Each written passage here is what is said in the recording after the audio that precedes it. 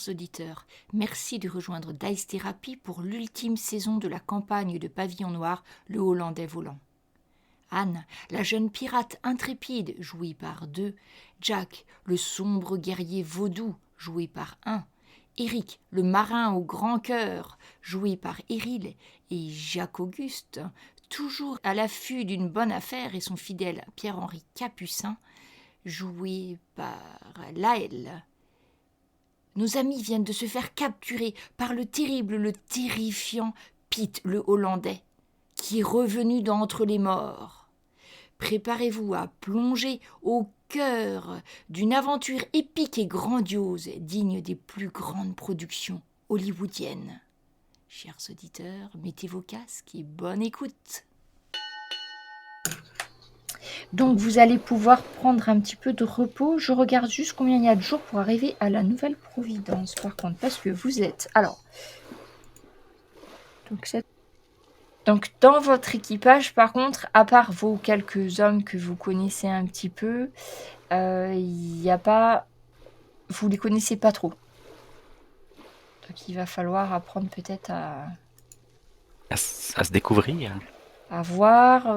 Vous n'avez pas eu d'avarie autre que la première fois sur le bateau, hein, donc vous aviez fait une réparation de fortune, il faudra vous en occuper, mais ça tiendra très très bien pour la traversée.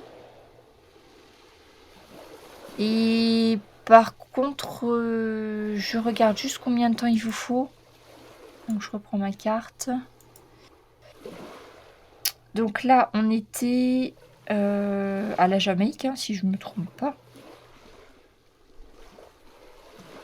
Et on veut aller à Nouvelle-Providence, qui est au nord. Bon, il vous faudra pas tant de jours que ça. Bon, peut-être quand même, comme vous n'êtes pas beaucoup à manœuvrer, peut-être il vous faudra 5 jours. Parfait. Parce que si le temps est bon, vous faudra juste peut-être éviter de combattre tout de suite, hein, parce que vous n'êtes pas en effectif suffisant pour pouvoir réarmer les bordées. Hein. Il va falloir recruter. Voilà.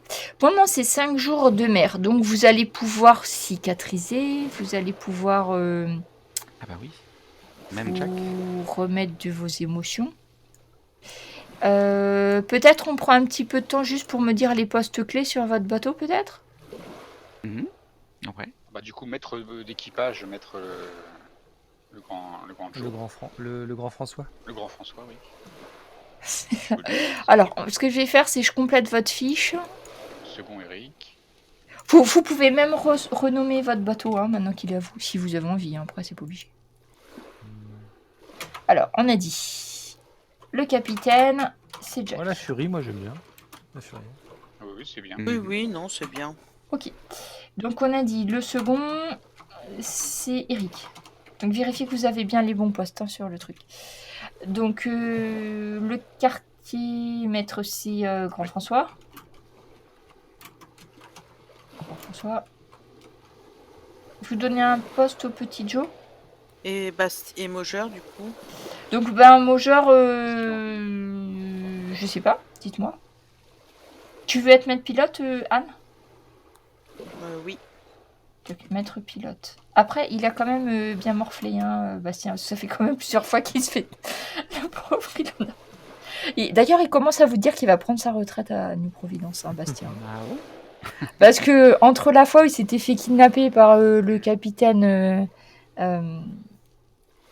Bah, je me c'était. souviens plus son nom, là. Pete Von Hart. N'importe quoi. Non Pete Von Non, Hart. non, pas Pete. Il s'était fait capturer par l'autre, lui, justement. Attendez, laissez-moi une seconde. Je m'y perds avec tous mes capitaines qu'il y a partout. Alors, je l'écris. C'est celui qui avait piqué l'arme, qui a fait couler le bateau de Pete et tout ça. Moi, j'ai Mendoza, Non, mais c'est pas c'est ça. pas celui-là. Non, C'était c'est pas Mendoza. C'est ça, c'est pas le bon. C'est Martel. Voilà, exactement. Voilà. C'est à lui que je pensais. Alors, donc Martel l'avait un petit peu martyrisé, le pauvre Bastien. Vous l'aviez récupéré. Après, le problème, c'est qu'il s'est fait recapturer par les Espagnols. Donc lui, il est encore en... Enfin, ça va, et depuis, il s'est remis un petit peu. Surtout que tu l'avais soigné à Jacques-Auguste à un moment donné. Mais là, il commence à être fatigué quand même. C'est un lassant peu. à force. Et puis, il se fait vieux pour un pirate, hein, quand même, mine de rien. Il est temps de penser... Là, pour l'instant, vous sentez que voilà, raconter des histoires en buvant un truc à la taverne et en jouant au dé. Pour l'instant, vous voyez qu'il a besoin d'une petite pause. Donc voilà. Donc en maître pilote, on a dit Anne. Jacques-Auguste, tu veux rester chirurgien, je suppose? Ouais, c'est sympa. Chirurgien, Jacques. Un bon poste, tranquille. Alors, est-ce que vous avez quelqu'un en tête pour le canonnier ou pas? Bah, de toute façon, vous avez fait le tour. Petit Joe, peut-être. Ok, et du coup, comme ça, vos postes clés, c'est des hommes à vous. Et par contre, après, pour le reste, on verra, parce que en fait, vous les connaissez pas trop, vos marins. Hein. Surtout que là, en fait, il va falloir que vous en recrutiez. Pour que l'équipage soit à fond, il vous faut 120 hommes. Hein. Après, moi, je peux peut-être prendre le temps des 2-3 jours où je serai valide pour, avec Eric, faire le tour des hommes et voir un petit peu lesquels ont de l'avenir dans notre bateau ou pas. Alors, autre question pour Rose et Jean-François. Donc, Jean-François, là, il était marin, en principe. Il voudrait bien être à la vigie. Alors, je sais pas si vous le laissez passer vigie. Bon, après, il est à mariner, hein, là. En plus, il s'est un petit peu tiré aussi. Il s'est un petit peu tiré au Il voit moustier. bien de loin. C'est ce qu'on lui demande, hein, la vigie. Hein. Voilà. Et par contre, pour Rose, qu'est-ce que tu veux faire? Alors, soit elle reste marin, parce que là, elle était toujours mousse, mais vous pouvez décider. On a personne à la cuisine, non? Après, là... Pardon? Et par contre, ouais, vous n'avez pas de coq, faudra y penser. Non, non, ah bah non, mais certainement pas ma fille. Sinon, de toute façon, Jean-François, à un moment donné, il avait demandé d'apprendre et tout ça, donc après, il va continuer quand même à essayer d'apprendre des trucs avec vous. Mais pour Rose, ouais, qu'est-ce que tu veux faire? Après, elle était gabier, je crois. Elle monte dans les voiles et tout ça. Ouais. On la laisse en gabier. Oui, puis de toute façon, je vais m'occuper En sachant que d'elle, tu supervises son Oui. éducation. Voilà. Bon, ça, c'est déjà les postes là. Après, on verra. Hein, vous aurez le temps d'en discuter un petit peu. Là. Bon, en 5 jours, vous n'allez pas trop le temps de voir s'il y a des tirs au flanc, tout ça. C'est pas assez long. Bah, par contre, au niveau de la discipline sur le bateau, bah, finalement, c'est beaucoup mieux. Déjà parce qu'ils sont moins nombreux. Ensuite, les hommes qui étaient vraiment fidèles au capitaine, ils sont partis sur l'autre bateau. Donc au final, tu sens, Jack, même le temps de ta convalescence, que ils s'entendent mieux, il y a moins de rivalité. T'as peut-être éliminé les pires en fait de ceux qui étaient avec toi aussi. C'est plutôt des marins, ils sont aussi des pirates, mais dans l'ensemble, il y a moins de... Enfin voilà, ils sont moins dissipés et du coup, ils ont peut-être aussi gagné... vous avez peut-être gagné leur respect avec vos exploits. Et...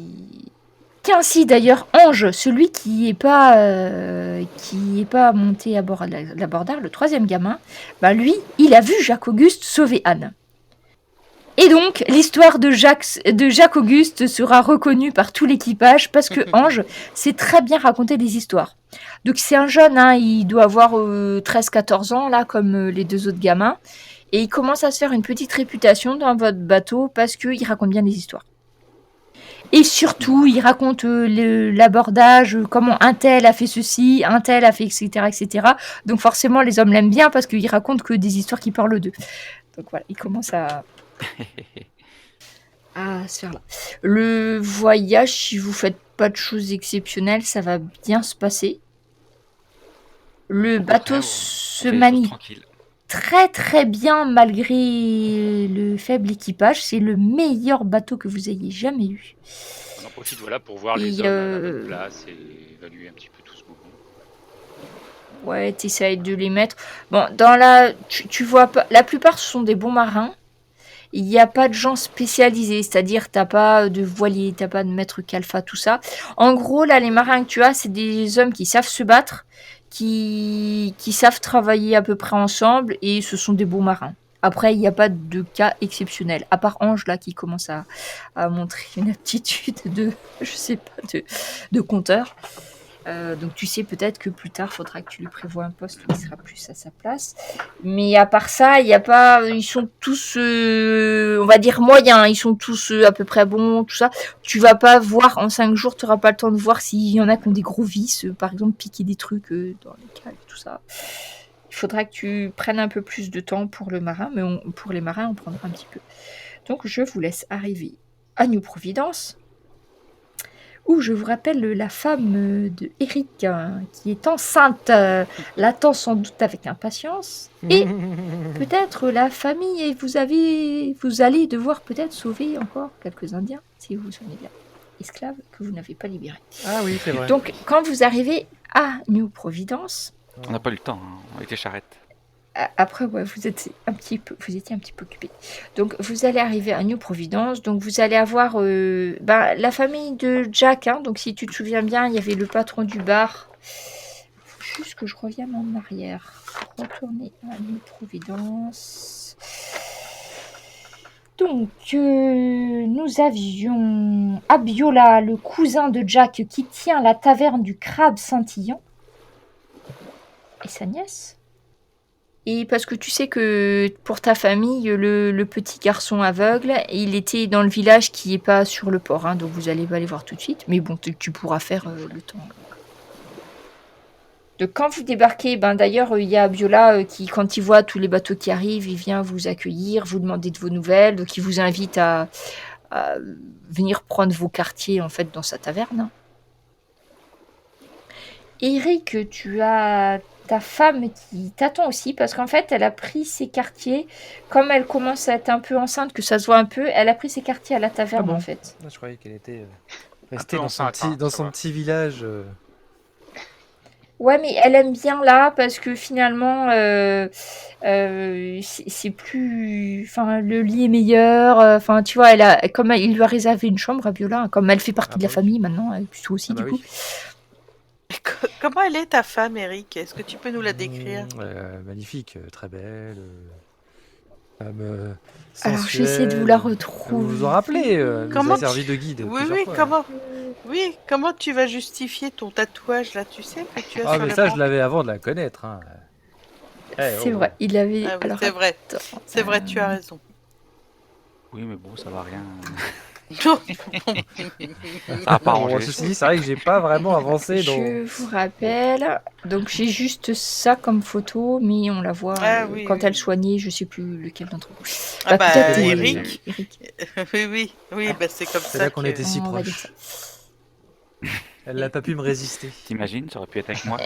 Donc après, en fait, elle est pas là tout le temps, mais elle en profite de temps en temps. Elle a envie d'être un petit peu dans un environnement un peu plus luxueux, tout ça, et pour qu'elle dorme mieux, donc elle a une chambre là. Et puis elle aide un petit peu la nièce d'Abiola aussi. Bon, je lui mets quelques pièces pour ça subvienne à ses besoins. Ah, alors Eric, en fait, vous voyez, il commence à boire tout ça. Et puis en fait, il y a sa femme qui va venir le chercher et ils vont monter tous les deux.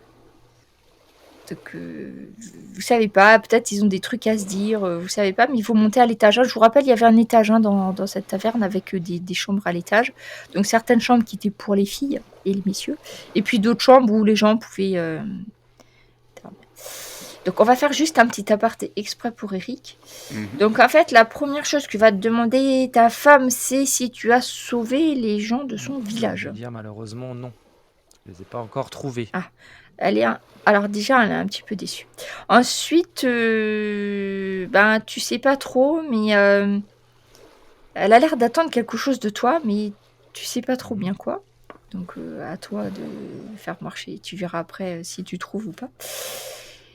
Et elle te dit que là, elle va passer une nuit ici et qu'après, elle va retourner au village parce qu'il y a son père, etc. au village. Hein. Donc là, elle était juste venue parce qu'elle avait quelques courses à faire et qu'elle voulait se reposer un petit peu. Donc elle entend bien que ensuite tu viennes pas forcément la voir tous les jours, parce qu'elle comprend bien que tu dois gagner ta vie, mais elle entend bien de toi que tu restes au moins 15 jours à New Providence et puis que voilà, tu ailles voir un petit peu Très au bien. village. Ça marche. Après, si tu t'opposes pas à sa volonté, elle va Ah, être mais je m'oppose charmante. pas du tout. Je me laisse faire. Voilà. Et puis bon, après, les retrouvailles entre vous, faites ce que vous voulez. De l'autre côté, Jack, tu vas avoir quelques nouvelles de ta famille par Abiola. Donc, il t'explique qu'en fait, il n'y a pas eu de grands soucis à New Providence. À un moment donné, il y a eu il y a une espèce de maladie, effectivement. Ça n'a pas duré longtemps. Il y a des enfants qui ont été malades, des fièvres et tout, mais ça n'a pas été très long. Ils savent pas trop d'où c'est venu. Mais bon, après, ça arrive. Des fois, dans l'île, de temps en temps, il y a des petites épidémies. Pas de soucis particuliers. Ils n'ont pas été ni attaqués, ni... Enfin, ils n'ont pas été spécialement embêtés sur la zone là. Il y a beaucoup plus d'Espagnols qui sont sur les eaux, par contre, autour. Parce qu'ils continuent à rechercher des morceaux de leur trésor. Et puis que, comme ils ont vu qu'ils n'étaient pas les seuls, du coup, c'est un peu plus houleux tout autour. Oh, d'ailleurs, j'aurais dû vous le dire avant, mais le pavillon espagnol, vous l'avez peut-être pas gardé. Non, on du l'a coup. retiré. On met le pavillon français, mais Après, en cas de besoin, vous l'avez. Si vous voulez sortir le pavillon espagnol, au moins, vous l'avez si vous avez besoin. Soigneusement plié. Là, en gros, vous avez quelques jours de congé, de réflexion. Votre bateau est arrivé en premier. Vous allez avoir la frégate, l'autre frégate qui va arriver. Donc les marins, ils ont d'autres bateaux, donc ils vont commencer à se dispatcher. Ça va être très vivant pendant un moment à New Providence parce qu'il y a tous les marins qui vont essayer de trouver les bateaux et tout. Ça sera la bonne occasion pour vous de recruter. Bah oui. On va compléter notre équipage.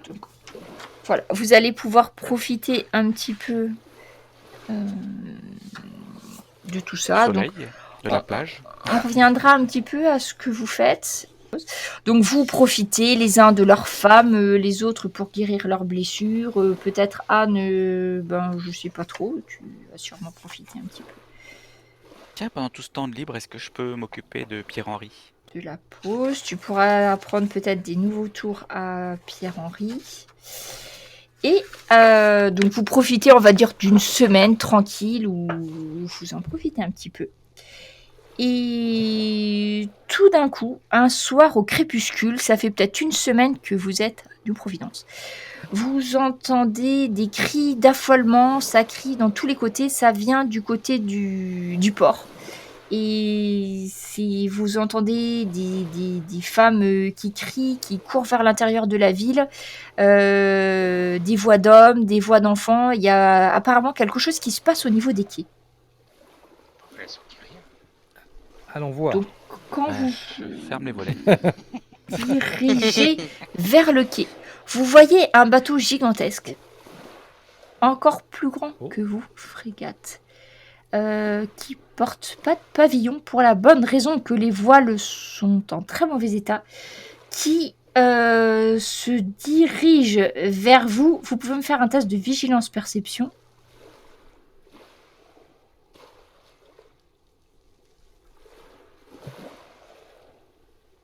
Réussite extraordinaire pour Eric, à moins qu'il y ait quelqu'un qui fasse mieux. Eric, tu vois ce bateau, tu l'as déjà vu. Tu te souviens, il y avait un énorme deux-pont. Oui. À un moment donné, au port de Port de Négrier. Négrier, il y a 2 ponts. Ok. Et je me rappelle qui était son capitaine ou pas? Je crois que tu l'as jamais su. Anne, tu regardes aussi. Vous voyez que ce navire, il a toutes les voiles dehors.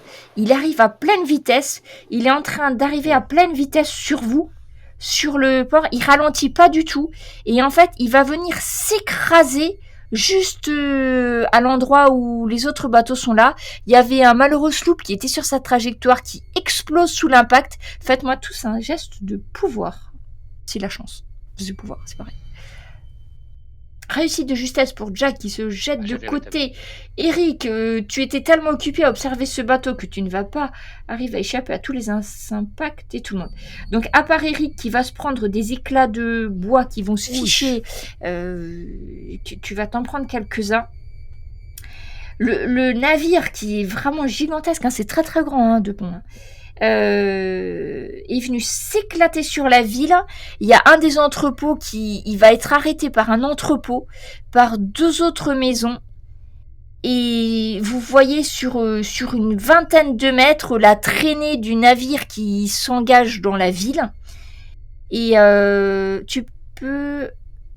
Oui, je te dirai après, Eric, pour les dégâts. Et le navire va commencer à osciller. Vous voyez le grand mât, suite à l'impact, qui va s'effondrer et qui va arracher un petit bateau qui était à côté, qui va se retrouver éclaté sous l'impact du mât. Et plus rien ne bouge à bord.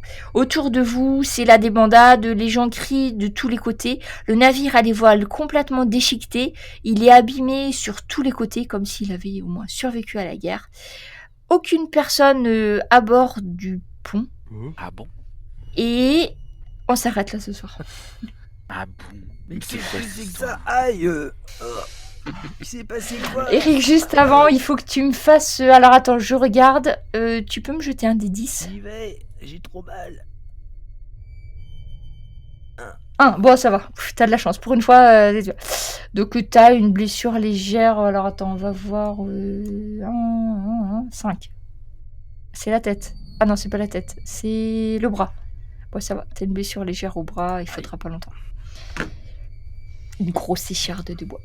Vous êtes tout seul face à ce bâtiment parce que toutes les autres personnes se sont enfuies en hurlant.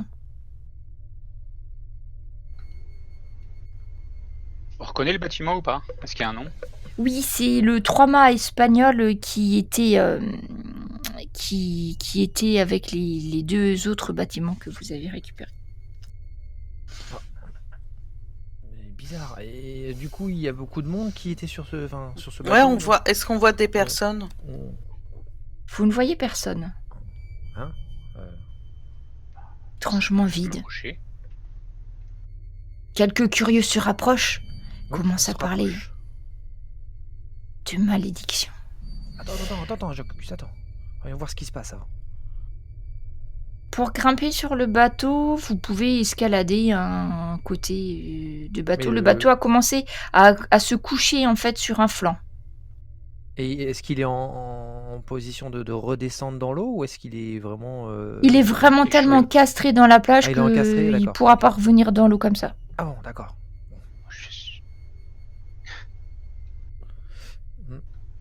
J'essaie de grimper pour atteindre les cales ou une ouverture.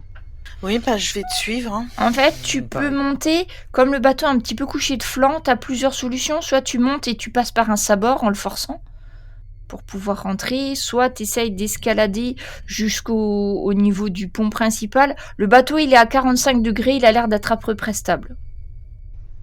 J'essaie de passer par le pont principal.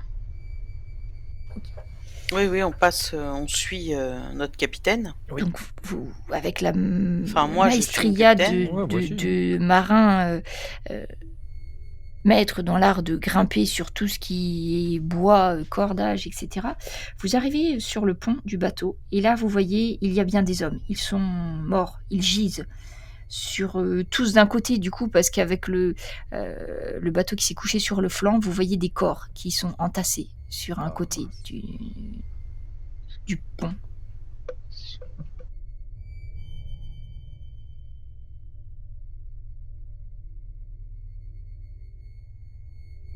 Tu vois, ils ont le ventre gonflé, il y a beaucoup de sang. Leurs vêtements sont tachés de sang, comme s'ils avaient perdu beaucoup de sang. Ils ont le ventre gonflé. Tu peux me faire un test de médecine, Jacques-Auguste, si tu veux. Médecine perception. Encore un coup du coq. Ah, mais celui-là, il Il était y a quand bien même, une soixantaine d'hommes, hein, quand même. Vous savez pas trop combien il y en avait au départ, Soixantaine mais c'est... d'hommes morts sur le... Ouais, sur le pont. ouais, ça fait un bon paquet de macabées quand même, hein. Est-ce qu'ils ont l'air d'être morts fraîchement ou... Bah, Jacques-Auguste va nous le dire, j'espère.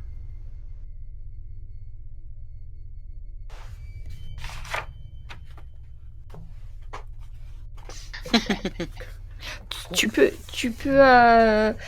regarder. Du coup, toi, t'as pas médecine, je crois, Jacques-Auguste. Pas Jacques-Auguste, pardon, Jack. T'as médecine ou pas? Je sais pas si j'ai médecine, ça me semblerait étonnant. Non, j'ai pas médecine. Ben, du coup, faudrait, à part la médecine, Je peux faire du premier soin. Est-ce qu'ils ont Ouais. l'air d'être tous avoir un ventre gonflé? ouais, ils ont tous l'air à peu près morts. Vous pouvez me faire un test de... ouais, premier soin, allez. Premier soin. Ce que vous voulez savoir, c'est depuis combien de temps ils sont morts, Avec, c'est ça avec, Ouais, et comment avec, ils sont morts?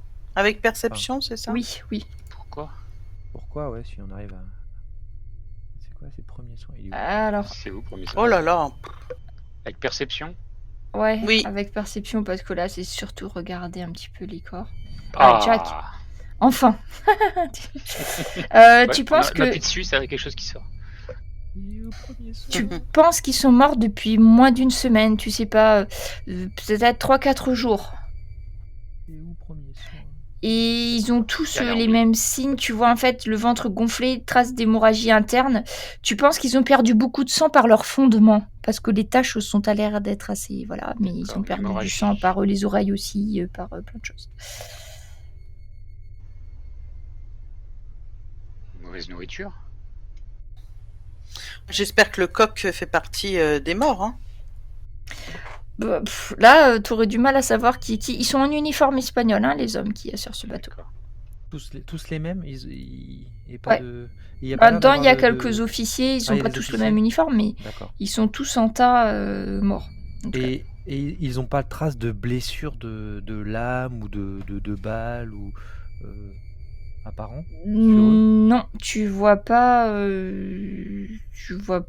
grand chose à part ces traces d'hémorragie. Certains ont des plaques de boutons, des espèces de brûlures, mais tu vois pas de traces d'armes en tout cas. Je fouillerais bien le bateau quand même.